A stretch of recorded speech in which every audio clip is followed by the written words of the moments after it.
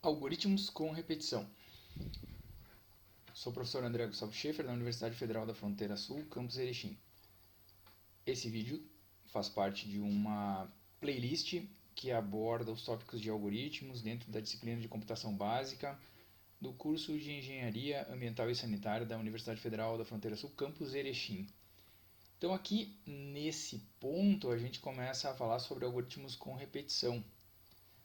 E nesse caso aqui, há uma grande mudança em relação ao que a gente viu até agora, uma vez que os algoritmos sequenciais e algoritmos que faziam algum tipo de seleção, algum tipo de teste, né, condicional, eles não dão conta de, como eu costumo dizer, implementar, né, matematicamente ou representar o nosso mundo real. Eu prefiro chamar de nosso mundo concreto, né, dos processos que a gente segue, que a gente cria, que a gente constrói no nosso mundo em computadores, certo? Eles não dão conta disso, né? O que a gente precisa? Se a gente for ver, fazendo um retorno aos primeiros conceitos, se a gente for ver, a gente implementa diversos processos repetitivos que se repetem. Então a gente falou em algoritmos de troca de lâmpada, de troca de pneu, de escovar os dentes, de pegar um ônibus e vir para a universidade, seja lá o que for. Se a gente for ver em qualquer um desses algoritmos, né, em qualquer um desses processos, nós temos inúmeros, é, vamos dizer assim, inúmeros passos, inúmeras sequências de passos, inúmeros processos em que há repetição. Só para citar um exemplo, se a gente estivesse escovando os dentes, a gente tem processos que se repetem uns dentro dos outros, inclusive, né? Primeiro que, sei lá, vamos por 3 vezes ao dia eu escovo os dentes, certo? Uma vez que eu coloco a escova de dentes na boca, há um processo de repetição porque a gente fica girando, enfim, né? Tem alguns processos mais indicados de como se deve escovar os dentes e tal, mas há um processo repetitivo. Então, quando eu venho, por exemplo, para a universidade de ônibus, eu vou até a parada, eu entro no ônibus, né? Eu saio do ônibus, eu repito esse processo diariamente ou 2 vezes ao dia, né? Então, tudo é muito estruturado e dependente desses processos repetitivos, né? Aqui nos algoritmos não é diferente. Vocês vão ver que, na verdade, às vezes até é mais fácil encontrar, pelo menos nesse nível que eu digo, nessa complexidade no tamanho dos algoritmos, que são muito pontuais. A gente vem até agora fazendo determinado cálculo, a gente vem até agora tentando descobrir uma coisa ou outra, né? Nesse, nesse nível, portanto, que a gente está demandando, às vezes é muito mais fácil tu construir o processo em cima de um ou mais laços de repetição. Ou seja, tu pensa onde tu vai colocar o laço de repetição e aí como que a gente vai inserir essas coisas ali dentro. Em outras palavras, eu vou começar a implementar o meu algoritmo. Vamos ver assim, o que se repete nesse algoritmo, né? Então eu tenho uma estrutura principal que se repete, ali dentro eu tenho outras coisas que se repetem para cada vez que a estrutura externa ou a estrutura que engloba, né, de repetição, itera, como a gente diz, né? Ou seja, ela passa, ela se repete, ela acontece. Então, são blocos, né, de repetição aninhados. Eu vou falar um pouquinho mais sobre isso também, mais adiante, também dentro desse tópico, porque, como eu disse, às vezes vale a pena pensar dessa forma, sabe? Então, a gente faz muito uso de estruturas de repetição. São raros aí os algoritmos, raros não, né? Mas são muito poucos, assim, proporcionalmente muito poucos algoritmos somente sequenciais. Existem, lógico, né? Sequências de instruções, de scripts, de movimentação de dados, por exemplo, né? A informática faz muito uso disso, na administração de sistemas, de bancos de dados, etc.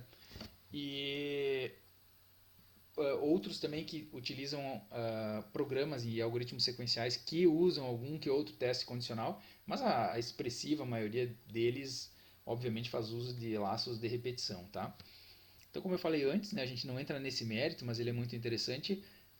Os algoritmos, então, eles tentam matematizar as estruturas de programação e as estruturas de dados que existem disponíveis numa linguagem de programação são as estruturas através das quais a gente consegue implementar um processo do mundo físico, do mundo concreto, em um computador.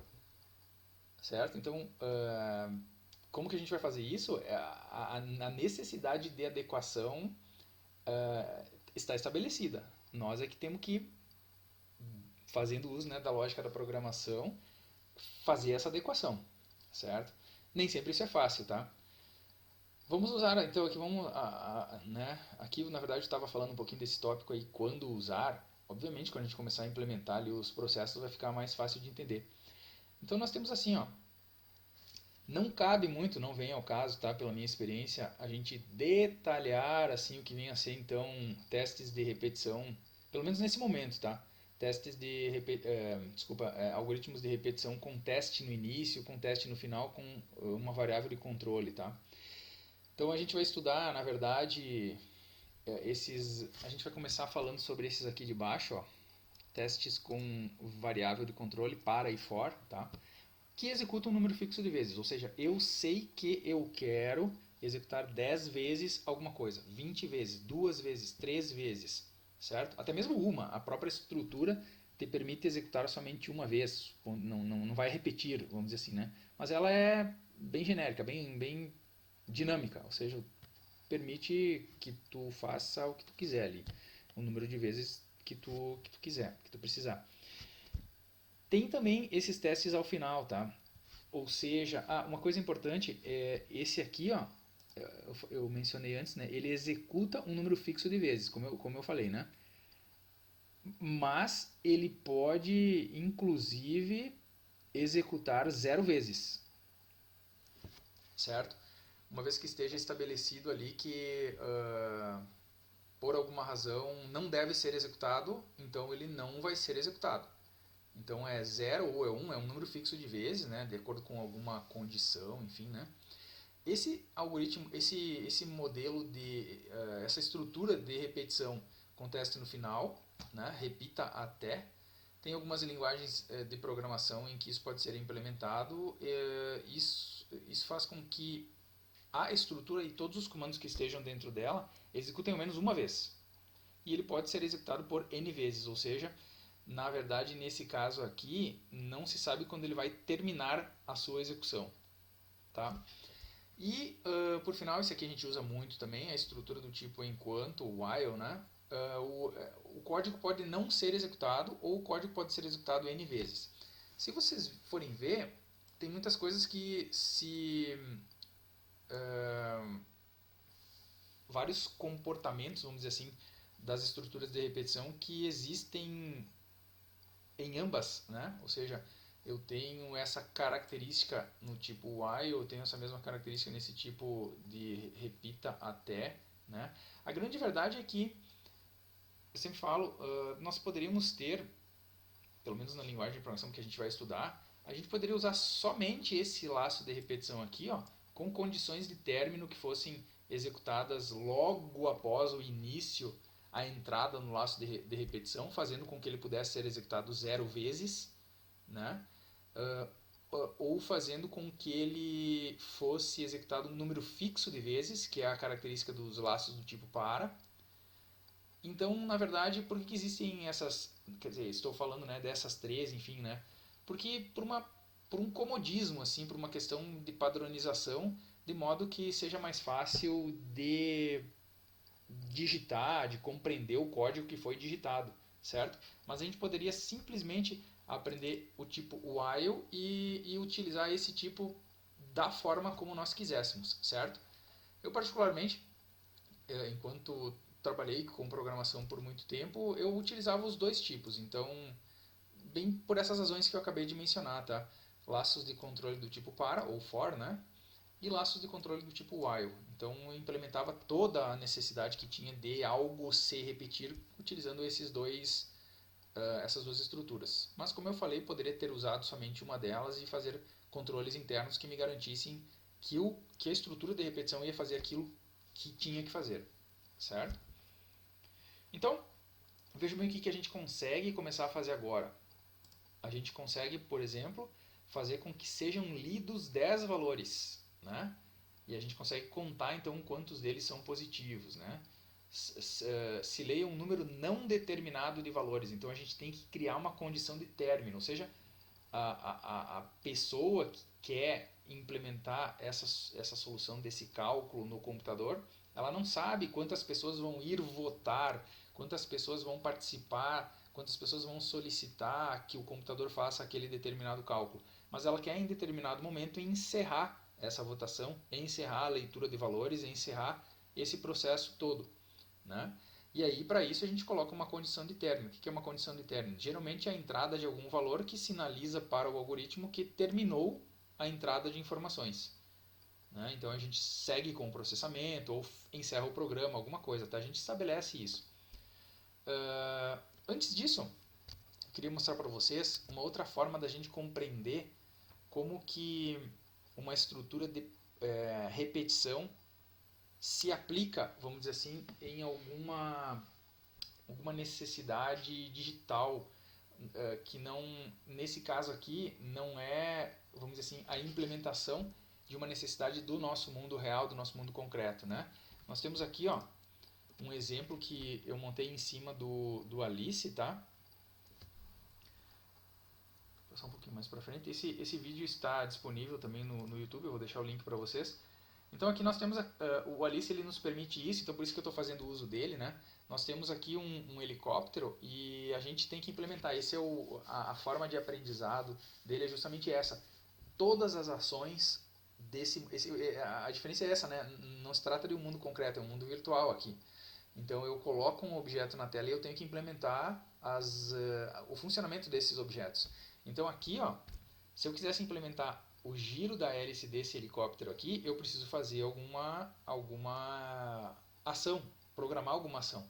E aí vejam bem, se vocês forem ver, vocês vão entender um pouquinho aquilo que eu falei antes agora. Ó.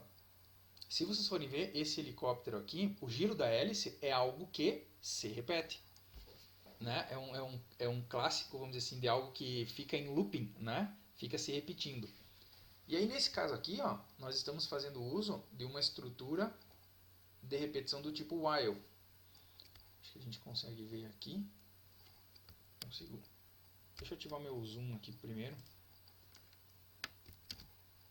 Né? Aqui não está muito claro ainda porque o vídeo está pausado, né? Mas eu tenho uma estrutura de repetição do tipo enquanto alguma condição for verdadeira, por isso true.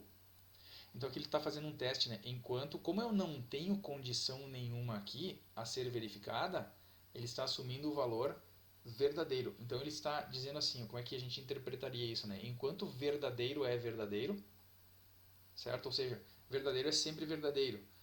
Então é um looping infinito esse daqui. Ele equivale à estrutura da forma como ela está aqui, ela é idêntica àquela estrutura da função loop, né, do Arduino, que a gente está utilizando e vimos nos outros vídeos. Porque aquele looping lá do Arduino ele não possui condição de término. Né, porque a ideia da placa é, uma vez que ela foi ligada, ela fica em funcionamento permanente até que ela seja desligada. Então a sintaxe daquilo lá corresponderia aqui no Alice a essa sintaxe que o Alice usa, tá? Como eu não tenho condição de término ainda. Então, vamos adiante, né?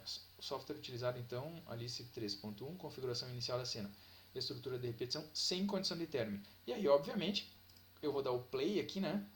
Eu já estava fazendo o looping aqui no próprio Alice, ó, agora que eu estou vendo, ó. Agora ele está em execução, o vídeo. Então, quando eu clicar em Run aqui em cima, o helicóptero não vai fazer nada.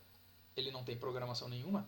Aquela estrutura de repetição ela está parada, né? Então, como eu digo aqui, ó, não há, portanto, nada a ser feito na cena programada devido à ausência de comandos dentro do loop, né? as hélices não giram, não há consumo de combustível e nem elevação do helicóptero.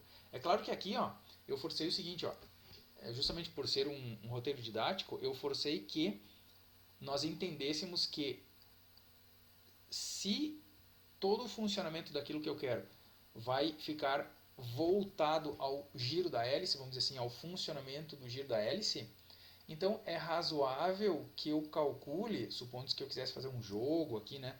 É razoável que eu calcule o gasto de combustível que eu tenha em função do giro da hélice, certo? Outra coisa, o giro da hélice implicaria, a gente sabe que no mundo real não necessariamente, né? Mas o giro da hélice implicaria em eu também ter, vamos dizer assim, a possibilidade do helicóptero subir, certo? Sem a hélice estar girando, não tinha como o helicóptero subir. Então isso me permitiria implementar o controle de altitude também em função do giro da hélice, né? Ou seja, é claro que eu teria que ter um controle auxiliar, porque o helicóptero também não é que ele fique girando a hélice o tempo inteiro, né? E ele vai subindo, subindo, subindo. Na verdade, chega um ponto em que ele estabiliza e não sobe mais.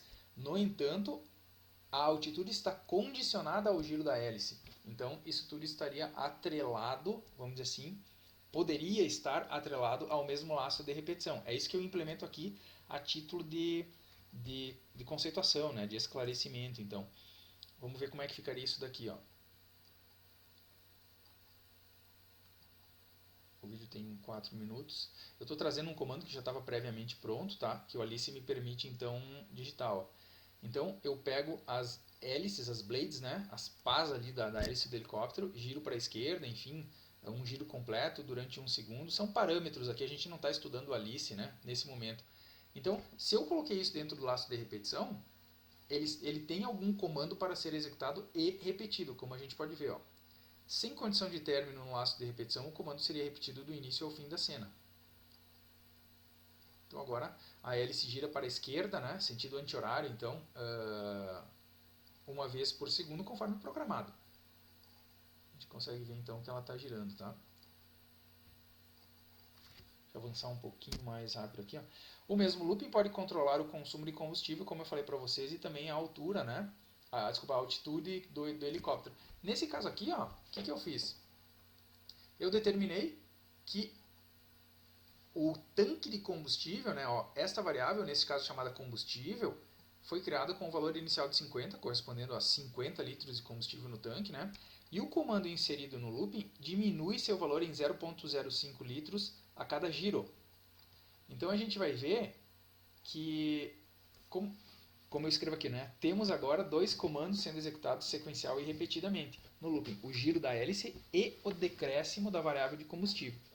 Então vocês podem ver que esse controle que eu coloco aqui do lado, nesse painel, ele já nos mostra. Ele não está mostrando com precisão de casas decimais por uma limitação do Alice, tá? Quando baixar para 48, ele vai arredondar para 48.0. Também tinha essa questão aqui a ser considerada, tá? Então veja bem, tenho duas coisas agora implementadas dentro do mesmo laço de repetição, certo?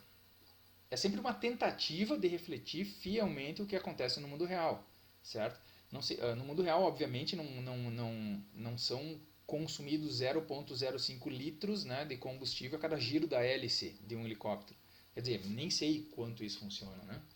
Podemos associar, portanto, deixa eu voltar um pouquinho, podemos associar, portanto, outros controles ao mesmo looping, como, por exemplo, a altitude do helicóptero, nesse caso controlada pela variável altitude. Então, aqui eu poderia dizer, né, que a cada giro da hélice, a altitude dele aumentaria, né, 0,04 metros.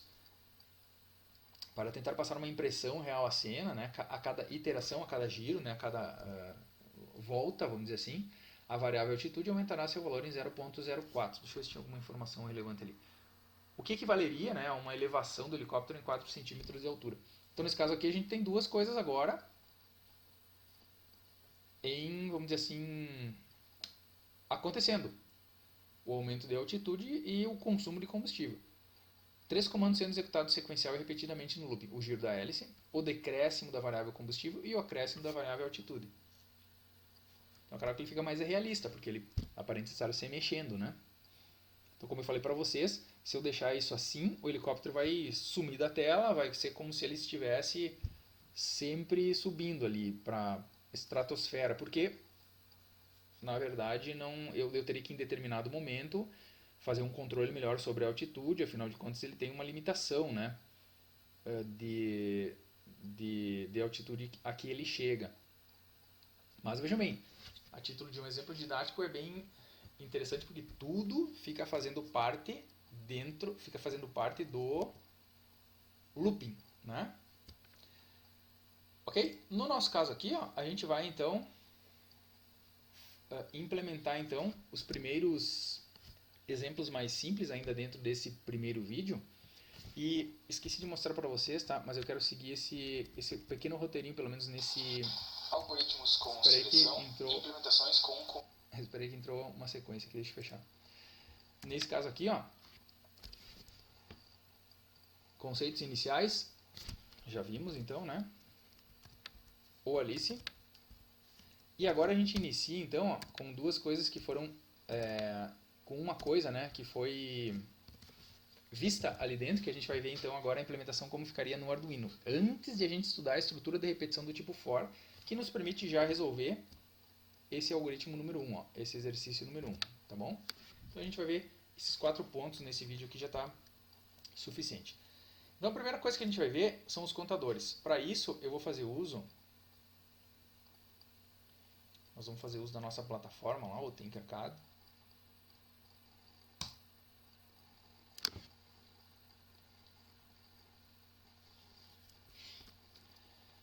Vou entrar em circuitos.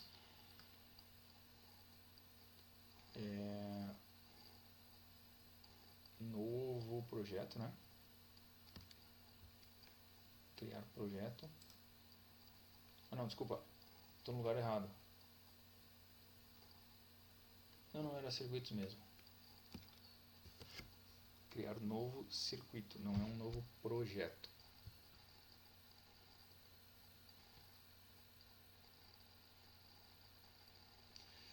Nós vamos para... Agora vamos pegar a nossa plaquinha então aqui, ó. Vamos arrastar uma plaquinha Arduino. Nesse caso nós não vamos usar os componentes do Arduino, né? A gente só precisa da inteligência aqui, né? Das capacidades, enfim, do microcontrolador para esse exercício que a gente vai fazer agora. A gente não vai fazer uso dos componentes que nem a gente viu no outro vídeo. Eu quero ter acesso ao somente texto, não quero os blocos, né? Já falamos sobre isso. Aqui vamos tirar fora tudo isso daqui também, do template que ele já me traz. E aí sim, ó, nós temos então a seguinte situação, ó, né? O setup e o loop, já falamos bastante sobre eles, né? Eu vou utilizar o monitor serial agora, então eu vou ter que habilitar a comunicação serial, né? Serial.begin 9600, já falamos sobre tudo isso nos vídeos anteriores. Vou aumentar um pouquinho o tamanho. Que mais? Primeiro conceito, se colocar, vejam bem, essa estrutura, como eu falei antes para vocês, já vem pronta no Arduino, porque o propósito do Arduino é exatamente esse. Ou seja, ele executa uma sessão de configuração, certo? E depois ele fica repetindo o processamento de algo, nesse caso aqui de nada, certo? Mas, então, o looping, ele é, pelo próprio nome, como o próprio nome já diz, já é uma estrutura de repetição. Mas essa daqui é uma estrutura de repetição infinita. Tá? Então aqui, ó, a primeira coisa que eu quero mostrar para vocês é o conceito dos contadores. Então os contadores são muito utilizados na informática. São variáveis que têm um objetivo único de contar quantas vezes algo acontece. Certo? Então geralmente são declaradas como variáveis inteiras. Vamos colocar aqui, ó, cont de contador, né? E tem esse propósito, contar quantas vezes uma determinada coisa acontece ou não acontece, ou uma coisa é igual a isso ou é igual a aquilo, certo? E aí, nós temos o seguinte, ó, se eu mandar exibir a cada iteração, né, a cada volta, serial.print, mostrar serial.println, daí ele coloca uma informação abaixo da outra, né, dá uma linha nova, né? Serial.println dessa variável contadora, vocês vão ver que na execução, iniciar a simulação, trazer o monitor serial para cá, ele está fazendo isso bastante rápido a gente pode ver que o scroll aqui aumenta, ó. Se eu puxo para cima ele desce. A gente aqui não está vendo, tá? Mas ele está escrevendo várias vezes o número 0 aqui na tela. Vamos fazer diferente, ó. Vamos colocar um delay para ele trancar o processamento por 1 segundo, por exemplo. Opa, fiz bobagem aqui, o código de novo. Eu tenho que baixar o monitor serial, ó. Delay. Peraí, delay não é com letra maiúscula. Delay 1000. Vamos colocar para ele exibir então esse valor uma vez a cada 1 segundo, né? Ele exibe para 1 segundo, volta lá para cima, exibe para 1 segundo, volta para o início, exibe para 1 segundo e assim por diante. Agora, tá aqui, ó, eu vou fazer o seguinte, ó, eu vou parar a simulação, iniciar. Ah, peraí, primeiro eu vou apagar o monitor serial. Tá vendo aqui, ó? Né? A cada 1 segundo ele mostra o número 0. Tá, então por quê? Primeiro, nessa linguagem de programação, todas as variáveis, quando declaradas, variáveis inteiras, recebem um valor 0. No Arduino, pelo menos, tá? Na linguagem C, que é a linguagem sobre a qual, com base na qual o Arduino foi construído, isso não acontece. Ele reserva um espaço de memória e o que tinha naquele espaço de memória fica já atribuído a ele, né? Se tinha algum valor errado, qualquer outro valor, aquilo é interpretado como um valor inteiro, como um valor numérico, e tu é que tem que tomar o cuidado de fazer. Se era para essa variável iniciar com 0, tu tem que tomar o cuidado de atribuir o valor 0 para ela. Nós poderíamos ter feito isso, ó. Declaro a variável contador e já atribuo o valor 0.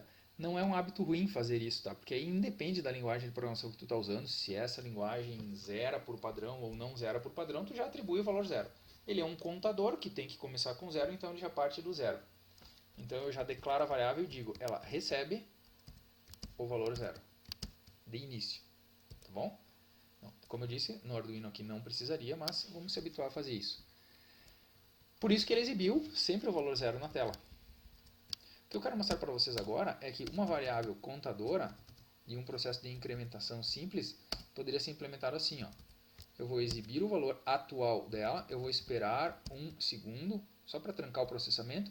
Poderia colocar logo aqui embaixo também, mas eu poderia colocar embaixo do delay também o comando que incrementa, ou seja, aumenta o valor dessa variável em uma unidade. Como que eu teria então? Ó, ela vai receber o que ela possui nesse momento, não interessa qual valor for, na primeira passada vai ser 0, somada com uma unidade. Em outras palavras, na segunda vez que ela vai ser exibida, porque na primeira vez ela exibiu o valor 0. Nessa primeira passada, nessa primeira iteração, a variável cont está com o valor 0. 0 mais 1 é igual a 1.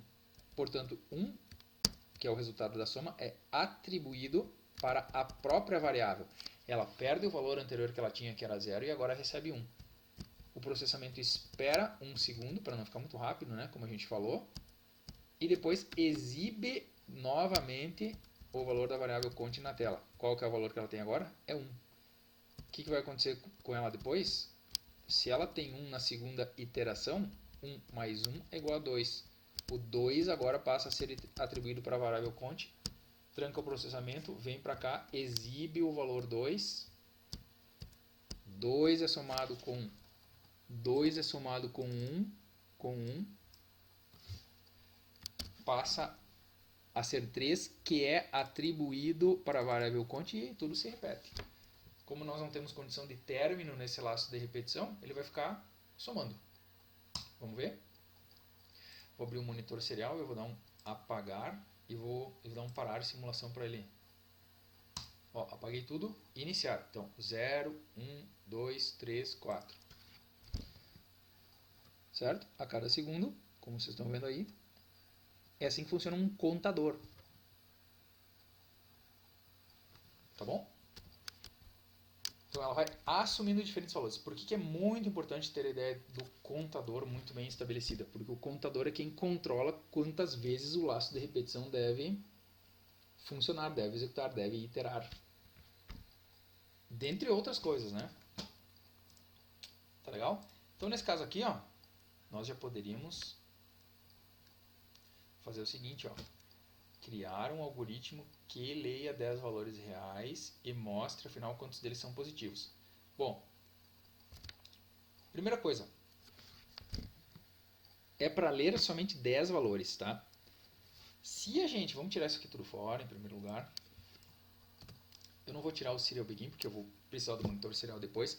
Se a gente então quer contar somente 10 valores, nós deveríamos ter esse controle aqui dentro, ó, tá? Dentro do setup.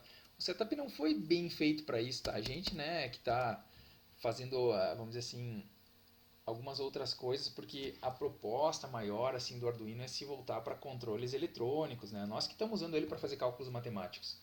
Então a gente pode usar a função setup, e aqui dentro da função setup nós poderíamos ter o nosso algoritmo implementado de modo que, sei lá, algo que fosse digitado aqui, ó, executasse somente 10 vezes, tá? Mas não está errado a gente colocar dentro da seção looping, porque também vai funcionar. Só que a diferença é o seguinte, ó, se eu colocasse aqui dentro, esse algo que executaria 10 vezes aqui, quando isso terminasse, como ele está dentro da função looping, ele ia começar de novo. Então aquele negócio que era para executar somente 10 vezes, ia começar a executar outras 10 vezes.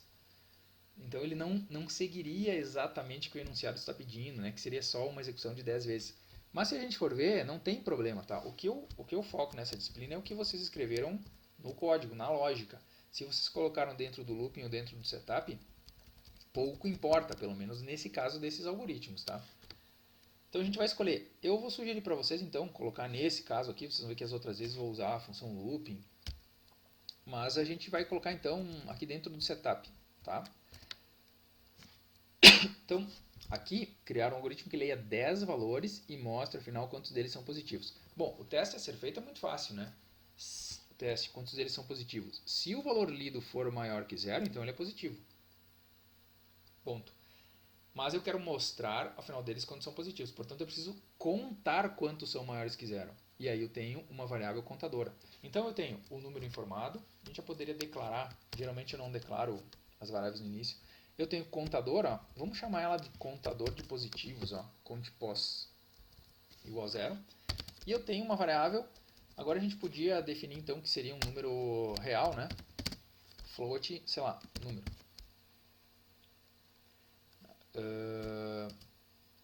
E a gente verifica então se esse número for maior que zero, então eu incremento a minha variável de contadores de positivos. Obviamente eu não sei quantos vão ser informados, quando o programa inicia são zero, portanto a variável contPos recebe zero.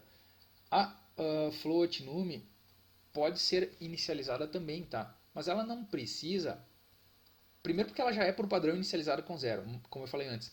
Mas como ela sempre é uma variável a ser lida, ela sempre vai ter um valor informado pelo monitor serial, tá bom? Mas não teria problema se fizéssemos isso, tá? Eu só vou deixar aqui porque não faz muito sentido, enfim, tá? Mas não tem problema nenhum. Ela já vai ter o valor zero também, como eu falei. Então a ideia é a seguinte: eu vou ler um número, e aí para ler um número a gente usa aqueles mesmos comandos, né, que vimos nos algoritmos anteriores. Eu vou dar uma mensagem para que a pessoa, o usuário, como a gente diz, né, saiba o que tem que fazer.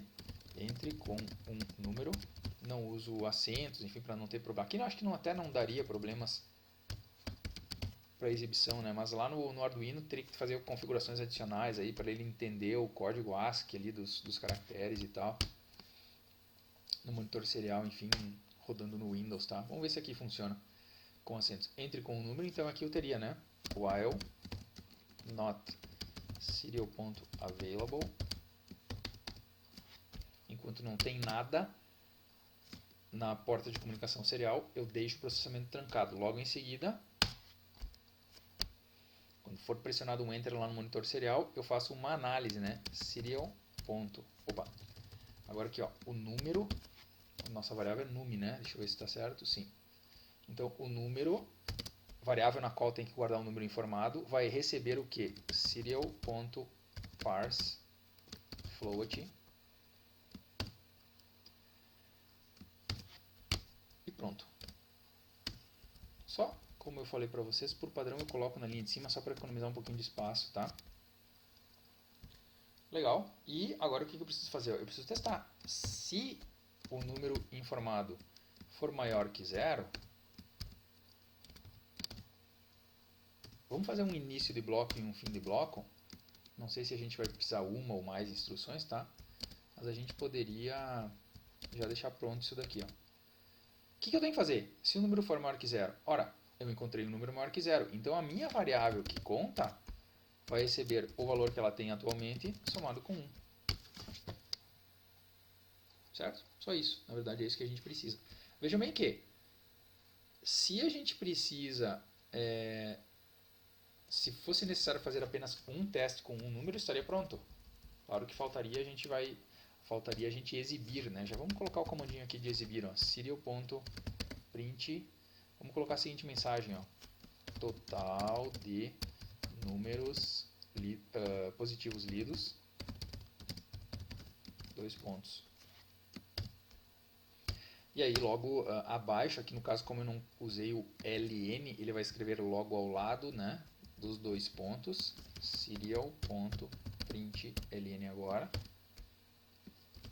o total que estava guardado dentro da variável count, tá bom?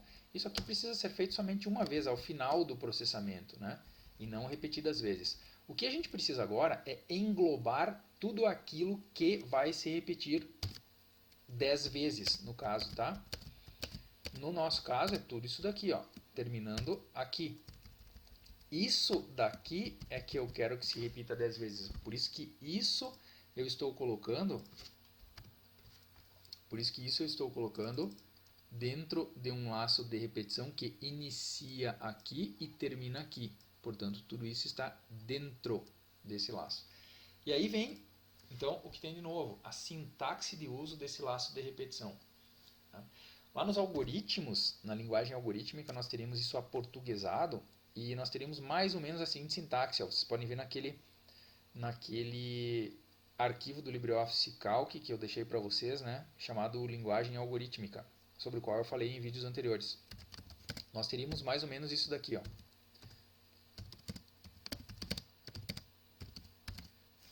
Para i de 1 até 10 faça.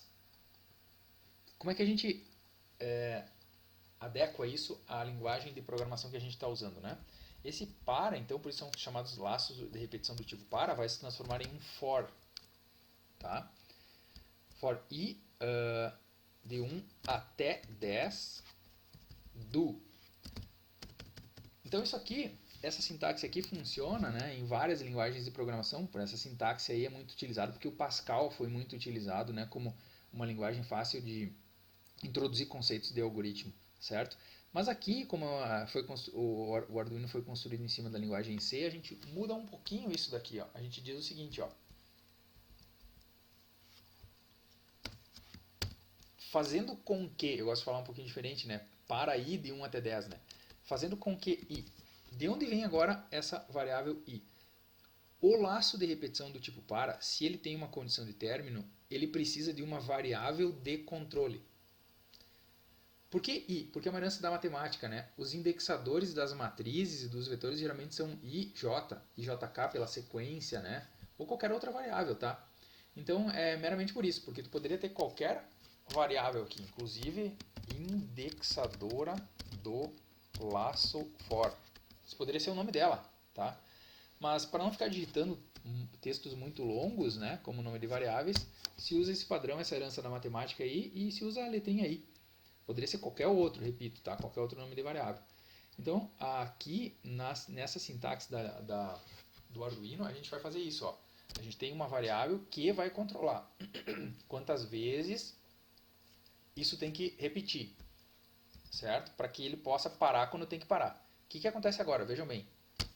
A sintaxe de uso determina que esse primeiro parâmetro, que é executado apenas uma vez, que é a atribuição do valor inicial da variável i, seja separado dos outros por ponto vírgula. Então o que eu estou dizendo aqui? Ó? Aqui eu coloco o valor inicial que essa minha variável de controle do laço for vai ter, a condição de término, enquanto o i for menor ou igual a 10, por exemplo, porque eu digo, por exemplo, tu poderia ter colocado menor que 11. Como ele vai incrementar de 1 em 1, ele vai fazer somente até o momento em que ele for igual a 10, certo? Então aqui eu posso colocar menor ou igual a 10 ou menor que 11, tanto faz. E o que tem que acontecer com o i a cada iteração? I recebe i mais 1. Certo? Esse é um comando ou uma sequência de comandos que deve ser executada quando a iteração termina.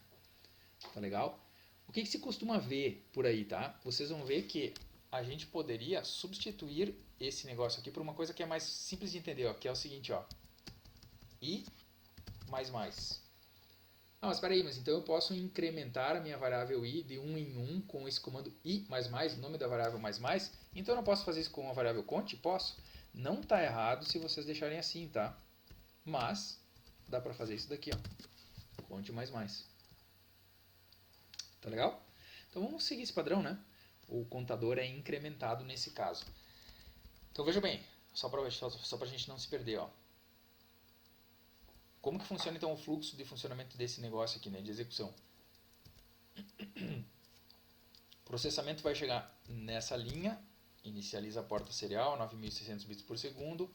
Opa, detectou um laço de repetição. Então ele sabe que isso aqui, do início ao fim do laço, vai ter que repetir algumas vezes, né? Na verdade ele assume que são infinitas, né? Mas ele vai verificar que existe uma condição de término. E enquanto ele tem que fazer aquilo enquanto o valor da variável i for menor ou igual a 10. Depois ele para. Essa é a instrução que a gente tem aqui. Primeira coisa que acontece, e acontece somente uma vez, só no início, é a atribuição do valor 1 para a variável i. Agora ele vai verificar o seguinte, ó, 1 é menor ou igual a 10? Sim, é. Então ele entra no laço. Ele vai mostrar, opa, aqui ficou errado, né? Serial.print ln. Ele vai executar essa instrução, vai mostrar na tela, vai bloquear, vai ler o valor para dentro da variável num, vai testar o valor que foi informado. Se for maior que zero, somente se for maior que zero, ele incrementa o contador. Caso não seja maior que zero, ele já pula para cá e não faz mais nada. Só que aqui ele vai detectar que é o fim do laço de repetição. O que acontece então? Ele volta o processamento aqui para cima. Volta o processamento aqui para cima. O que ele faz aí? Ele não olha mais para essa primeira parte. Isso aqui ele só faz na primeira vez que ele entrou. Ele vem para cá e verifica o que ele tem que fazer quando o laço de repetição termina. O que eu tenho que fazer agora? Eu tenho que auto-incrementar a variável i. Se ela tinha 1 do início, ela passa para 2. Então veja bem, esse auto-incremento é automático. Certo? A própria estrutura do laço de repetição faz isso. Variável i tinha o valor 1, foi para 2. Testa de novo. 2 é menor ou igual a 10? Sim, é verdadeiro, porque o 2 de fato é menor que 10. Entra, portanto, de novo no laço de repetição. Mostra outra mensagem dessas, lê outro valor, testa esse valor. Se for maior que 0, ele incrementa o contador, senão ele não faz nada, né? Terminou o laço de repetição, volta aqui para cima. Aqui que ele tem que fazer? Incrementar a variável i. Ela muda o seu valor de 2 para 3, tudo se repete. Vai chegar um momento lá no final em que essa variável aqui tinha o valor 10. 10 é menor ou igual a 10? Ele não é menor, mas ele é igual. Então, na expressão lógica, uma coisa é menor ou igual a outra, qualquer um dos lados, se ela for ou menor ou igual, ou menor ou igual, ou as duas coisas, o resultado disso é verdadeiro. Qualquer uma das afirmações, né? Qualquer um resultado de um teste separado pelo conector lógico ou qualquer um deles que for verdadeiro, o resultado da expressão final é verdadeira, certo? Por exemplo, quando o i tinha o valor 10, 10 não é menor que 10. Não é menor porque é igual. Então, como a gente lê aqui, ó, 10 não é menor, mas tem uma outra coisa a testar. Ó. Ele é menor ou igual a 10, nesse caso deu verdadeiro, porque 10 é igual a 10. Né? Então ele entra. O resultado dessa expressão lógica continua ainda sendo verdadeiro. Não é menor, mas é igual. Então ele entra de novo. Quando ele chegar aqui, ó, quando terminar esse teste aqui, fez tudo de novo, olha o que vai acontecer. O meu i, que tinha o valor 10, vai para 11. Agora vocês vão ver que vai dar falso esse teste condicional. Ó. O meu i atual, que vai ser 11, é menor que 10? Não. É igual a 10? Também não. Agora sim, ó, nesses dois testes, né? Nem um nem outro atendeu vamos dizer assim, ao teste, ao requisito, certo? Quando nenhum nem outro, ou seja, o resultado dessa expressão aqui for falso, a própria estrutura do laço for não executa mais o laço. Para onde que ele vai? Ele segue o processamento para o que vem imediatamente depois do fim do laço de repetição, que é sinalizado por esse fecha-chaves. Então ele vem para cá. E aí o que acontece? Basta exibir a informação de quantos números então positivos foram lidos, que é o que ficou guardado dentro da variável count. Certo? Serial.println count. Terminou. Só isso aqui, tá? Vamos ver como é que ficou? Iniciar a simulação. Tem alguns errinhos, vamos ver. A gente não declarou a variável i. Temos que fazer isso, tá? Count. Ele também disse que não foi declarado, vamos ver. Ah, tá. Ó, a gente chamou de count pos, conta positivos, né? Então, a gente usou esse nome, vamos usar o nome aqui também. E a variável i não foi declarada. O i também é uma variável inteira. Veja bem, poderíamos inicializá-la com 0 aqui? Sim, poderíamos, mas não precisa, tá? Porque no início, quando ela está sendo, o uso dela está sendo feito pela primeira vez, eu já estou fazendo a inicialização, né? E recebe 1. Tem mais algum problema? Oh, tem mais uma variável. Ah, tá, na hora de exibir a variável, ó, aqui embaixo, ó. Count não é count, é conta positivos, né? Count pos. Foi o nome que a gente deu. Pronto, monitor serial. Ó, aqui é aquele problema que eu falei para vocês, ó. Essas configurações aqui de conversão do código de caracteres, né? Sempre dá um problema, enfim. Tem como ajustar sempre isso daí, mas nunca é um problema se a gente pegar e não usar o acento nesse caso. Pelo menos nesse caso, tá? Tem que parar a simulação para poder fazer a alteração, tá? Parei. Agora eu venho para cá, número. Entre com um número. Eu acho que é só aqui, ó, números também, né? Então, ok, iniciar a simulação. Monitor serial, eu vou apagar tudo, vou parar a simulação e vou começar de novo. Entre com um número, vou entrar com um número aqui, ó. 5.6, ele é maior que 0. Então, eu já tenho, eu vou entrar, eu costumo fazer assim, ó, só para ver se deu certo. Eu entro com, sei lá, os 3 primeiros maiores que 0, e aí todos os outros menores, e aí eu já sei que a contagem ao final tem que dar 3, senão a gente tem que ficar se lembrando, tá? Sei lá, 5.6, 7... E vamos colocar também o 3.4. Pronto, os nossos maiores que 0 já foram entrados ali então, né? Poderiam ser, obviamente, entrados em qualquer posição, tá? Mas só ao final a contagem vai ter que dar 3, né? Agora vamos colocar o menos 3, menos 6, 0, 0 não é maior que 0 também, né? Aqui dá para entrar com os números todos iguais, ó. Ao final, portanto, como eu vou ter entrado somente com 3 positivos, a minha variável count vai ter que ter guardado o número 3, e é o que vai, count pos, né? E é o que vai ter que ser exibido na tela. Obviamente qualquer negativo vale, né? Menos 2.345. Não sei quantos que foram informados já. Eu vou colocar o 0 de novo. Ali, ó, deu certo, ó. Total de números positivos lidos, somente 3. O resto eu informei tudo negativo. Tá legal? Nosso algoritmo funcionou então. O laço de repetição também. Vou voltar aqui para o monitor serial.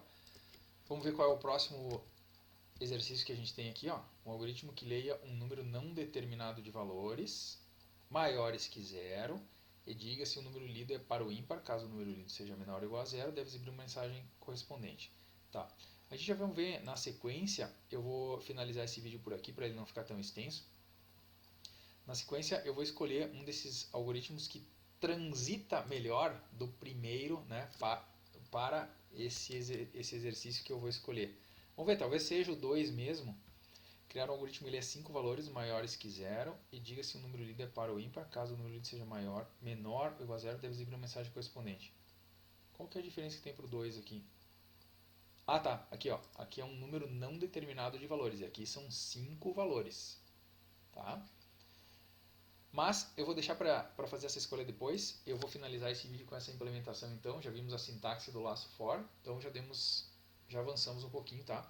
Eu finalizo então o vídeo por aqui e até o próximo vídeo. Obrigado.